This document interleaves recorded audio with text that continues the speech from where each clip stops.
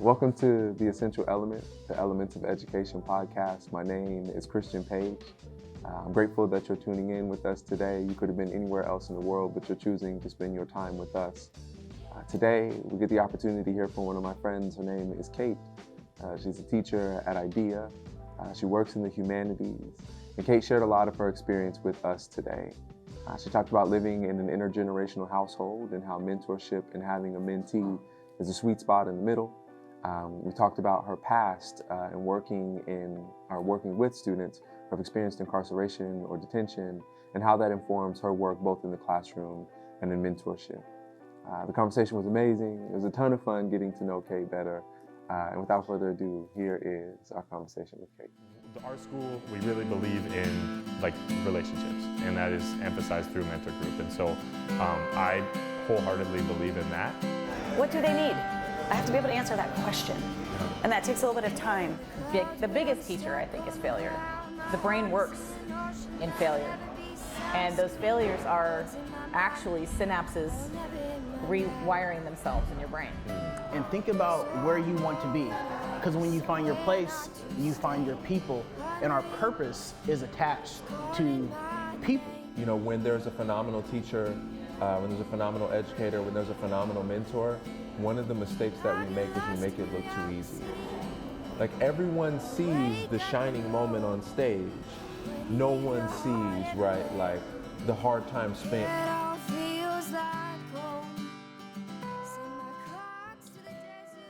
All right. Well, thank you for joining us today on the Essential Element podcast. I'm excited to have a conversation with you.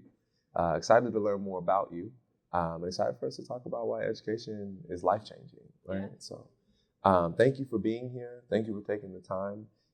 And for the folks, right, who are joining us, tell us about yourself. Tell us about Kate. And not from the perspective of, right, like, I'm a really cool teacher and this is how many years that I've existed in this system. But who are you outside of the classroom?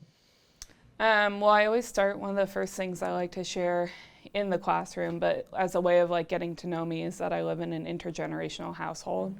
That's something that's super important to me. So I'm really focused on family values. Live with my husband and my mom and my grandma. So I kind of have this multiple perspectives coming into my mind at all times.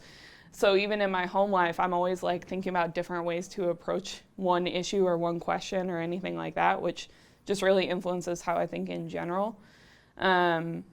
So that's something that's important to understand about me, is that I'm always getting feedback, always taking in and using feedback and digesting it and reapproaching something from a different point of view. But a little bit of background, before I came into teaching, I worked for a program for a couple of years called Gateways for Incarcerated Youth. And so that was kind of my segue into teaching. This program provided college-level education to incarcerated juveniles. And so I did that for a while, which is what led me to teaching, because I saw school was the one place where people over and over and over again were not getting the support that they needed. So I was really interested in how could I mobilize myself to become someone for, a young person who needs support and needs that help, which really opened up a lot of value in myself, who I wanted to be as a person. So I have this big passionate backstory as to why I'm a teacher, not just what I do in the classroom, but what the heck am I doing here and why is it important to me? Yeah. Yo, I love both of those things that you shared, right? About being in an intergenerational household. And right, I'm really curious about the latter part of your experience, right? Because I think a lot of the times people will speak about those two populations as very different when they're actually the same, right? And so I'm curious about the parallel there. What feels similar about teaching students at IDEA and teaching students in juvenile detention, and what feels different about those two spaces? The first thing that comes to mind is what feels the same, not what feels different about it. And what feels the same, or something that really grounds me when I'm teaching or when I'm working with youth from any background, any population. I'm always thinking about this human capacity for change and growth and personal development.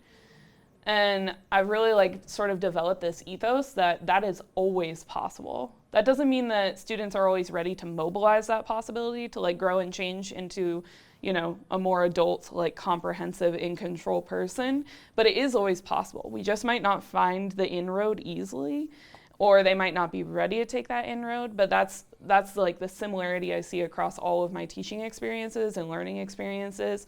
That's always what I'm thinking about is like, I'm here for so much more than like giving you a history lecture and you writing notes. Like that's important too, but I'm also here for you to really think about your potential to grow as a person and change in your own habits and like behaviors to be a more successful and healthy and whole person. So that's, I tend towards more like that's the similarity to me across all learning spaces, no matter what population you're teaching or learning with.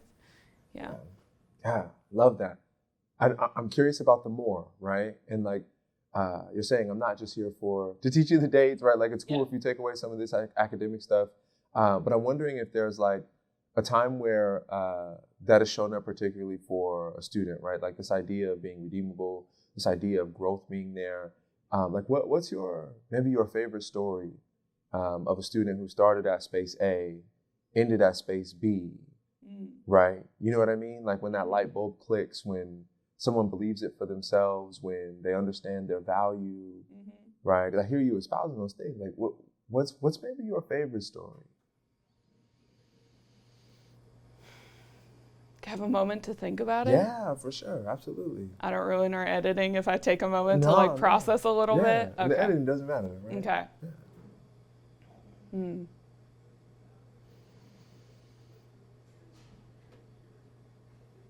Okay, so I can tell you this story from the time that I was working with incarcerated juveniles. Most of the work that I did primarily was down in Chehalis at Green Hill School, which is a maximum security facility for juvenile males.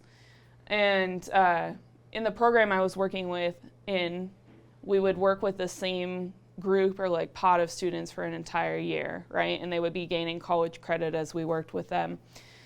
And oftentimes, kids who are in that situation, they're experiencing trauma in the moment that you're meeting them, right? Because they're not in their home environment. They're not making their own decisions about their day-to-day. So that was the first thing to always recognize was like these kids are experiencing trauma right now. And I'm coming and intersecting that trauma, but I can't change the fact that that's already part of their experience before they come face-to-face with me every single day. So a lot of times when I met kids at the beginning of the year, at the beginning of our cycle or our process of working together, these were kids who were struggling a lot with, you know, just self-management and self-control and reactive behaviors to the environment that they were in. So I had, you know, several young men that I worked with while I was there who would come in really hot. And a lot of times we had to start off from this baseline of like finding a commonality between us too. Because most of the time these were young men, and especially young Black men or young Hispanic men, who saw no mirror of themselves in me and no reason to buy into the relationship or to like find any common ground or anything like that. So I wanted to always start off with like trying to identify music we had in common or food that we had in common. And those are always my like big icebreakers, or music and food, because it tends to like chill people out, Come on, food. you know, make them feel a little more open. Like I always wanted to do cooking workshops there, so I got really into doing cooking workshops, and we would be like making food from scratch and like eating together, and that always like kind of opened things up and calmed things out. So I had one, you know, young man who came in, had a lot of anger issues and was getting into a lot of fights and stuff like that. And they were choosing if they wanted to participate in this program. It wasn't mandatory, wasn't anything they had to do, but it was like, hey, you know, you're locked up. If you want to focus on your education while you're here, this option is available to you. But you get to decide how much you're going to put into it. And he kept coming back, even though he was just like a hot mess otherwise, right? He kept showing up to class every week anyway. And so we were developing this rapport and this relationship a little bit. And we got several months into the program. And we had a really tough conversation one day that was spurred by this workshop. So part of the program model was that our incarcerated students would pick a topic and design their own workshop, and they would have to design and lead their own workshop and like teach everyone else. So it wasn't always just us as the facilitators doing the teaching, but they got to own the teaching also. And one of them had decided that they wanted to do a workshop based on like stereotypes and like what kind of opinions do we have about people. And they're mostly thinking about like the stereotypes that are impacting them, right? And they're thinking about like, people look down on me because I'm locked up. People look down on me because I'm a young black male. You know, people don't think that highly of me. And so their workshop was really investigating like, how do I approach those stereotypes that people have about me? And we were in this environment, right? These are really sensitive conversations, really hard conversations. And we found out that most of the young men in the room had really negative stereotypes about the LGBTQ community. And they were like really struggling with wrapping their heads around that. And I was with another facilitator, and we're both part of the community. And it was really one of those moments where I was like, this is our opportunity to push them outside of their own bubble, right? Like, we can go one of two ways in this conversation. And if we shut it down, then we're like not providing a learning opportunity here at all.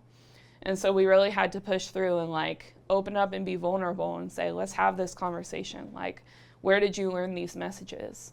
And what would you say if we told you that we've been here working with you for months and we've developed this relationship and this rapport, and you didn't even know this about either of us? But does that impact the way that you look at us? If you had known that before, would you have been as open to the relationship? And so I remember it just clicking for this student who was leading the workshop all of a sudden of like, wait a minute, the way that people react to me because of the situation I'm in or the color of my skin is the same way that I'm reacting to other people because of their sexuality or their gender identity. And like, maybe they're being just as hurt as I'm being hurt by these stereotypes. Different stereotypes for different people, but like, maybe I need to slow down and investigate. Of course I know it's unfair for people to do that to me, but why do I feel like it's fair for me to turn around and do that to somebody else? Not to say that it was like this instantaneous click of him like totally being welcoming and accepting and like open. Of course he wasn't gonna like change his whole worldview in one day. But I just remember seeing it like dawn on his face of like, oh man, I was really investigating how this makes me feel, but I wasn't thinking about how I was doing this to other people. And it really took like the slowing down and the opening up and the willingness to get my own feelings hurt, right? To say like, I'm gonna share this part of myself with you and like poke and prod at what your assumptions are and ask you questions. And I might get hurt in that process, but I'm gonna give you an opportunity to learn and push through some of those assumptions because I'm strong enough to handle it if you don't get there, right? And I just remember thinking like, that was a real change made in that day. Like being able to ask those hard questions and investigate your own assumptions about somebody. That was probably an opportunity that he didn't safely have very often, right? Like slowing down and saying we can do these hard things and like not have it become a whole reactive conversation. Yeah. Man, I am, like, if I'm honest with you, like I kind of like you. Really? Yo, that's awesome, right? I love what you're stating. I love the idea that like, I'm gonna put myself out there a little bit. I'm the adult in this situation. I might get hurt, and I don't want to lose the opportunity for you to learn something that's really valuable. And I feel that, and this is my own stereotype or bias, right, that might show up. But in my time working with teachers, oftentimes the opposite is true, right? I'd rather be the subject matter expert. I'm not really here to babysit these kids, right? I get to have my beliefs, you get to have yours. We don't intersect, right? And I think we miss out on a lot of learning opportunities because of that. I'm wondering how that translates to your work here in your mentor group and how that vulnerability shows up. Because it sounds, right, like you take that on as modeling. And does it show up different for students from the time that they show up in your mentor group, right, to the time where we're mid-semester, end semester? Yeah. What has vulnerability done in your classroom, in your mentor group, that has allowed students to have a better relationship with each other or with you? Yeah. I think what I've learned is that vulnerability has to be a slow burn, right? Like, you can't come in day one and say like, here's all these personal things about me. I'm gonna like break down every assumption of like what relationships are between teachers and students. They'll be super uncomfortable and they'll be like, what is this weirdo telling me all this stuff about herself, right? So I try to let it happen super naturally of just like, I'm not going to lay it heavy on you. I'm not going to tell you all about myself and like how I want to handle things or whatever, because this space isn't mine, right? Like, we're in my room and I'm the adult in the room and I've like created the environment that we're in, but ultimately it's not my space. Like, it's our space together. It's also not your space, right? Like, I don't get to call the shots, but also you don't get to call all the shots. Like, we have to come to a consensus here. But it has to be a real slow burn, and I've definitely found that with my mentor group, is like, this is very slow steps of building relationships and like finding things that we have in common and then mobilizing that to, you know, do some of the harder stuff that we need to do, like talking about plans after high school or anything like that. I think I came in with this idea of like, you know, I'm super community focused, I'm super relationship focused, and it's gonna be so easy for me to enter this space and like know exactly how to build these relationships. And that has so not been the case, right? Like, mentor group has really forced me to slow down and investigate, like, how can I be successful in building this relationships without coming with a whole bunch of assumptions of what I want it to look like? Because I have an idea in my head of what I want for this space, but it's probably not going to end up being how I would think it would be by myself. So I really have to take in a lot of input and like poke and prod at what works for us. So I'm constantly trying to like investigate, what do they need from me? What's helpful from me? How can I, you know, do the harder stuff, but also have fun with them, and where are they most successful? And sometimes I have an idea that I think is super cool and it's gonna be really fun and we're gonna have a great time, and then I bring it to them and they're like, nah. And you have to, that's a big part of teaching, is like, okay, I'm not gonna get my feelings hurt, right? Like, I'm gonna open myself up to them, but I also have to be accountable for my own reaction to it. And I would want them to pause and like slow down the same way, so I have to model that first. Like, I'm gonna pause and slow down and like process my feelings about it, because that's a skill that I want them to have. So if I get my feelings hurt every time that they're not open to something, then what am I teaching them, right? Like, it's just as much the modeling of how I react to situations as it is the actual content and material that I'm bringing them. But like, always trying to check in of like, am I teaching them an emotional lesson or a social lesson right now that's something that I would want them to carry into their adulthood? Because they're gonna keep mimicking everything I do. Yeah. Man, I'm so excited. Like, there's so many things that I just want to poke and prod into. But I'm curious about this, right? Like, you're saying that like you model that bounce back, right? And I think like nobody is perfect. And I think one of the biggest markers of culture, let alone classroom culture, is how we hold each other when we make mistakes.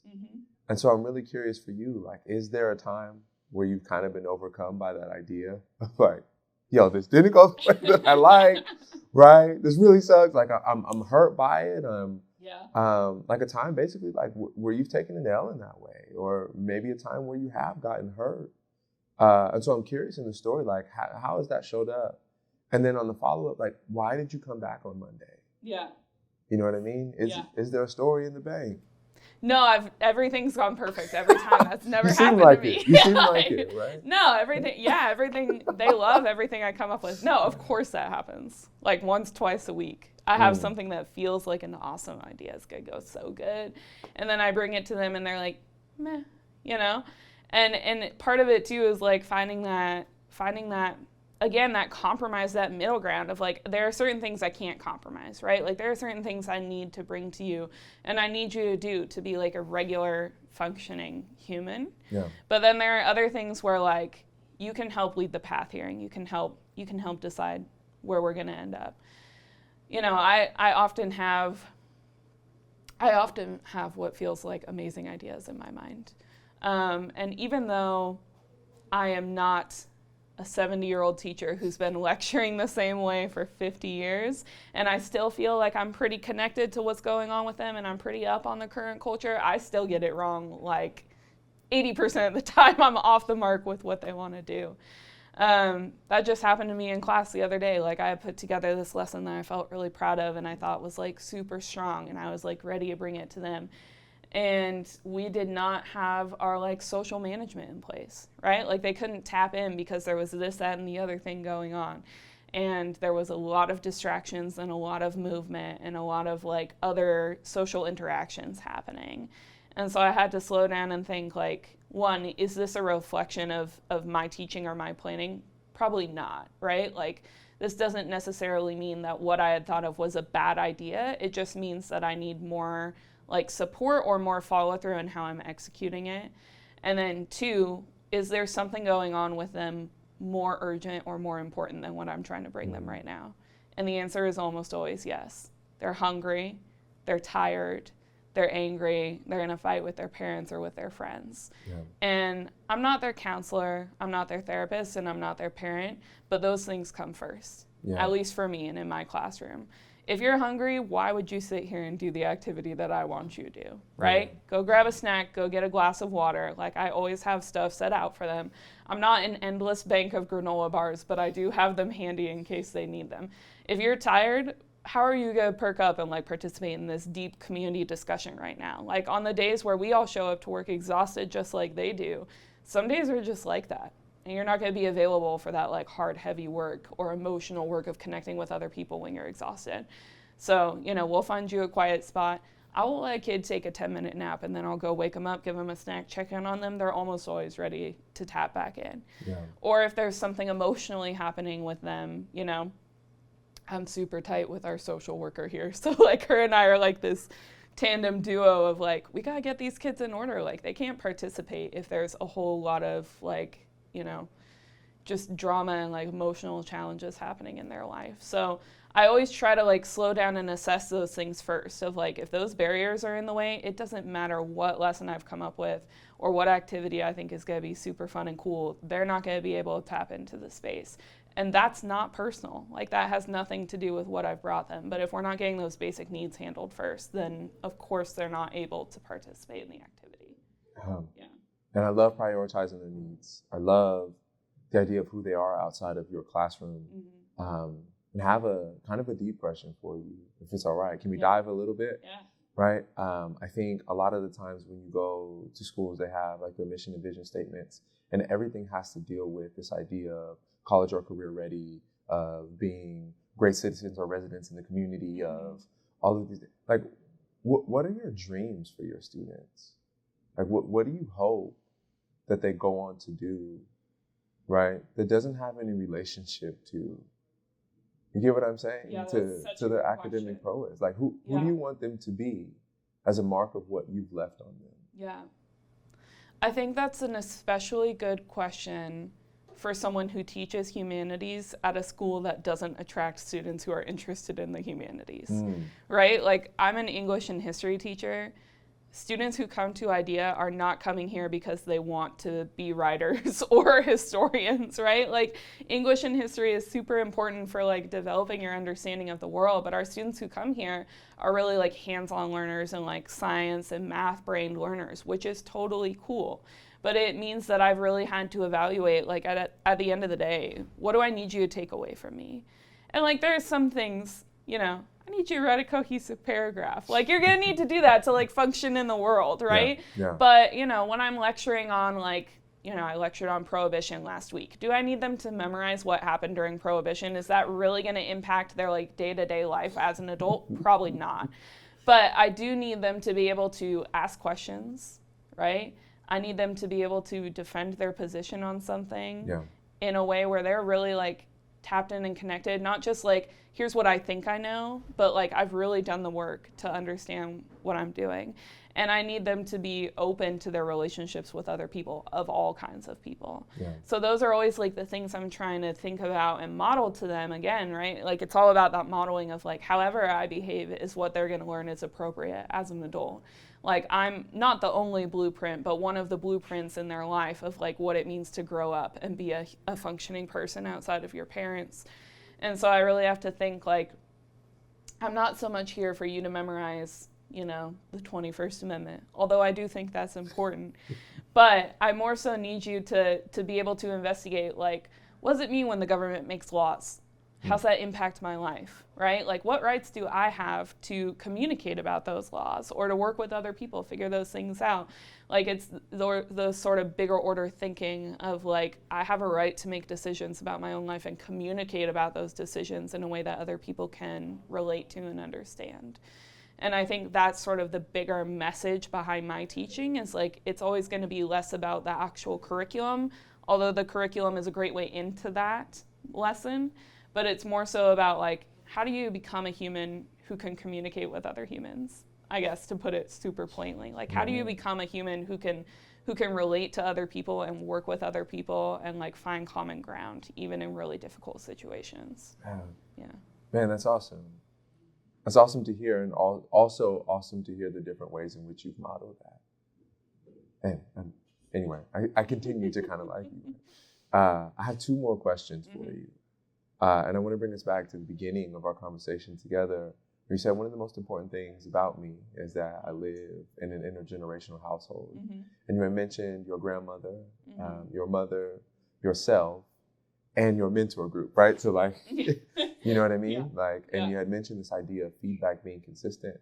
And I think a good rule of thumb in the world all the time, right? Even outside of education, is to always have a mentor and always have a mentee. Yeah. Right? Because you're getting game from someone who has lived longer than you. Yeah. And to know that you grasped it well enough, you have to be able to teach it to someone else. Yeah. And so I'm really curious about like, how has, and not the academic pieces, again, the 21st Amendment is important. Yeah.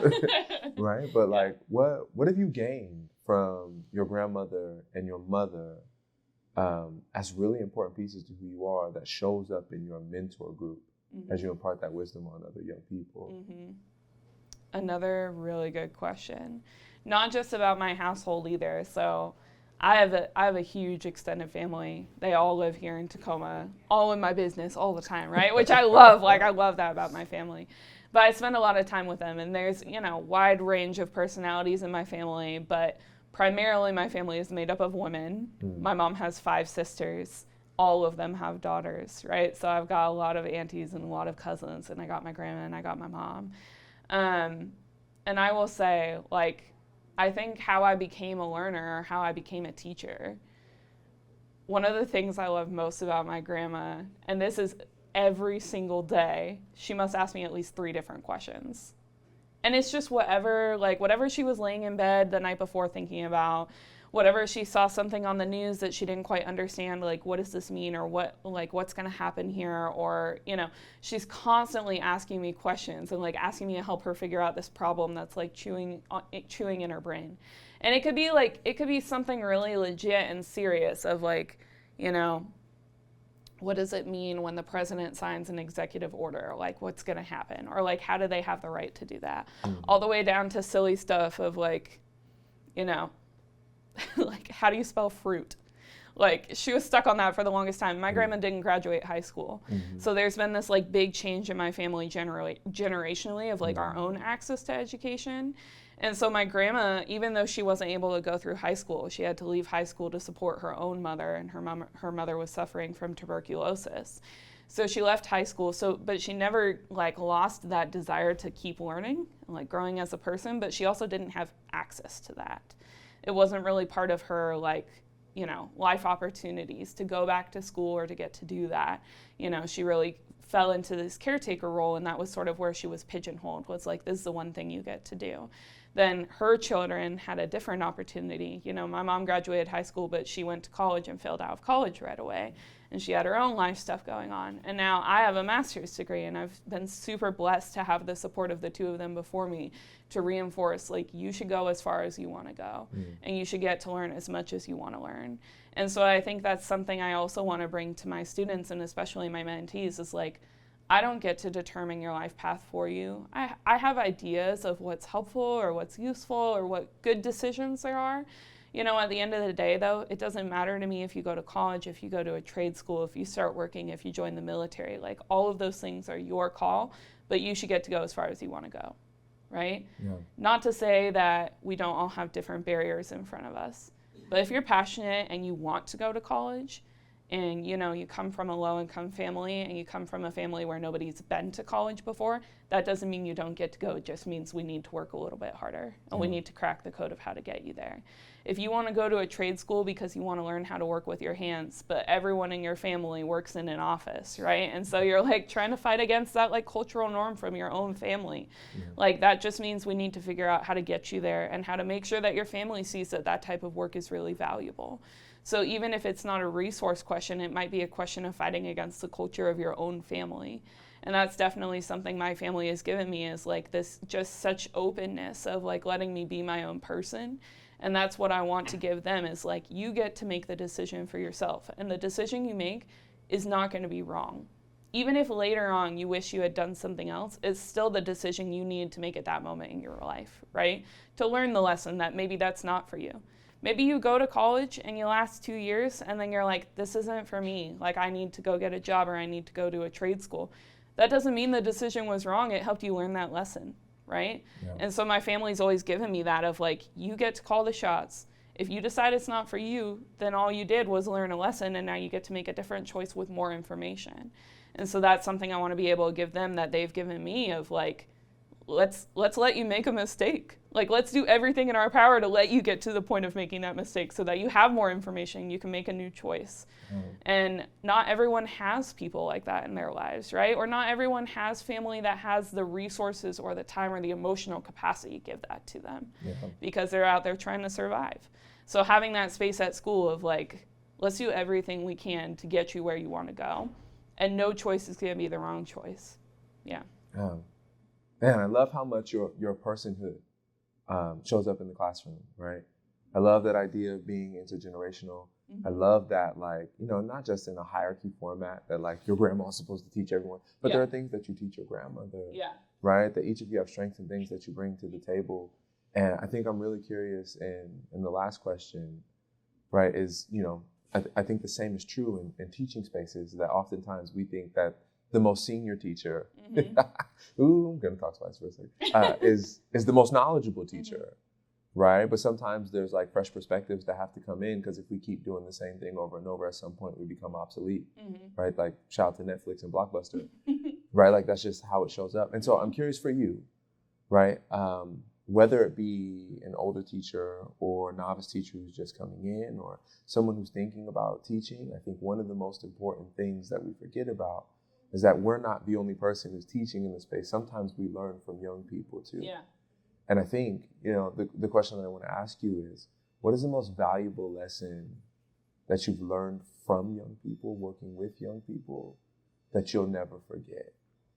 Stop taking myself so seriously.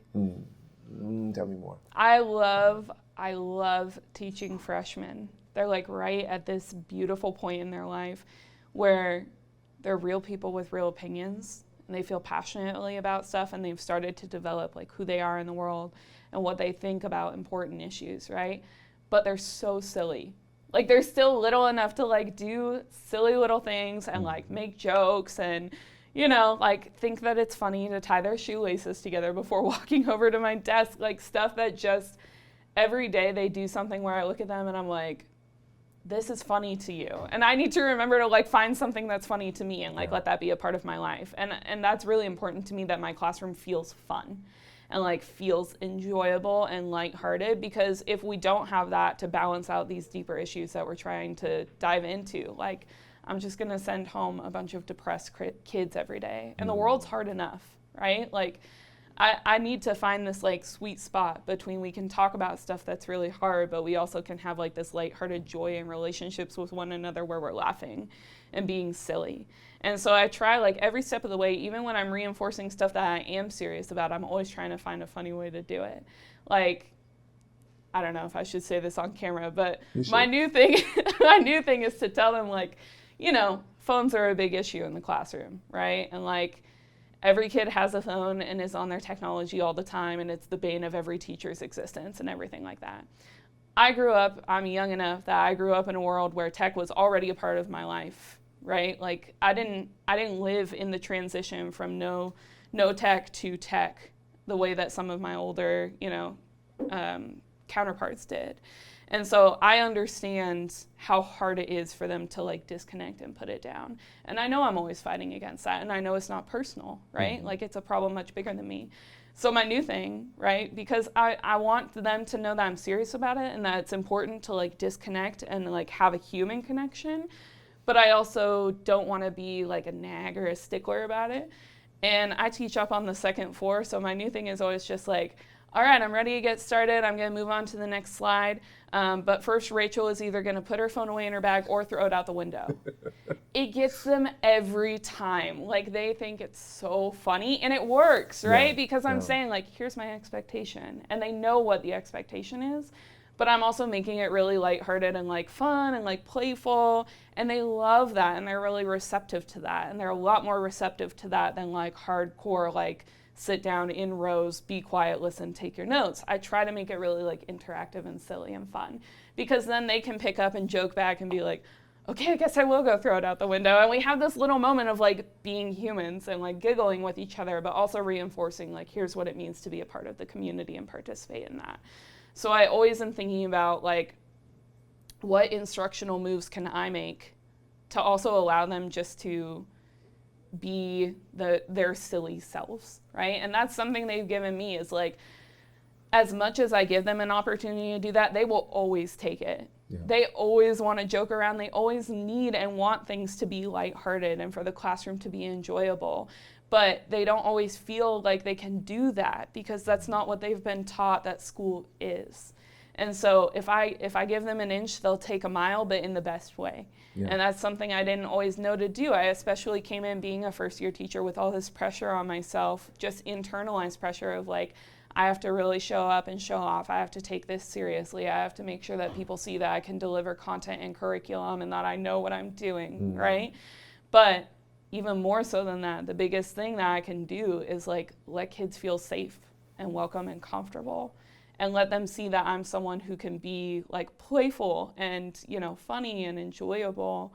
And so they've really given me that kind of shake of like, that's more important than anything.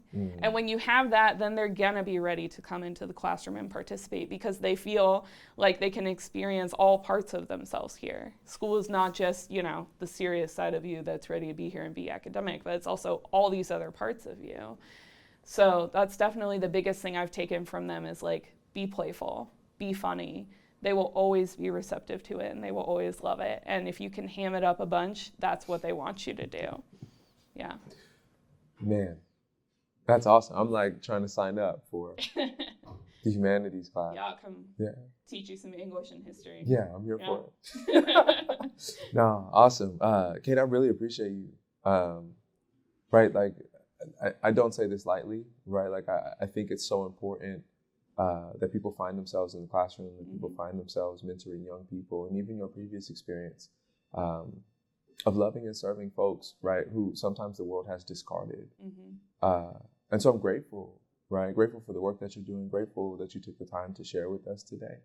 And I'm really excited about continuing to be in relationship as we continue to work with elements of education. Yeah. Thank you. Thank you so much. Thank you for being with us. Thank you for serving the students. Yeah. And thank you for being a part of the podcast today. Yeah. Thanks for the conversation. For sure. Yeah. All right. You did fantastic. You're amazing. Thank you. Elements of Education is a 501c3 nonprofit organization in Tacoma, Washington, dedicated to changing public education to better serve the specific and diverse needs of students in our public schools. For more information about how you can support the work that we do, please visit elementsofed.org, or you can find us on Instagram at Elements of Education, or on our website.